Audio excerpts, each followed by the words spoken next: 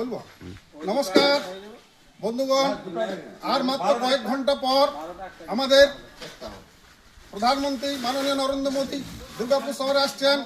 আমরা শিমলাপালের মানুষ তাকে সচক্ষে দেখার জন্য উদ্গ্রীব হয়ে আছি। নরেন্দ্র মোদীজি শুধুমাত্র জাতীয় নেতা নন, তিনি একজন আন্তর্জাতিক নেতা। বর্তমান বিশ্বে সারা পৃথিবীর সাথে ভারতবর্ষের যে সুসম্পর্ক বজায় রেখেছে, আমরা অতীতে কোনো প্রধানমন্ত্রীর আমলে তাকে এই অবস্থায় দেখিনি। তাই একজন আন্তর্জাতিক নেতাকে আমরা সচক্ষে দেখার জন্য উদ্গ্রীব হয়ে আছি।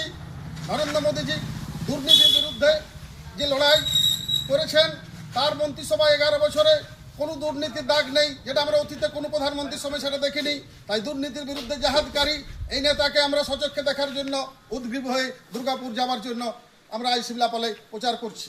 বন্ধুগণ, তাই আসুন আগামীকাল সচক্ষে নরেন্দ্র মোদীজির ভাষণ শোনার জন্য আমরা দুর্গাপুর যাব।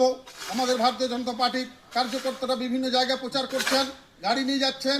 আপনারা যারা যেতে চান, ইচ্ছুক, আমাদের স্থানীয় স্তরে তাদের নেতাদের সাথে যোগাযোগ করে দুর্গাপুরে এই নেতাকে সচক্ষে দেখার জন্য আসুন। নমস্কার।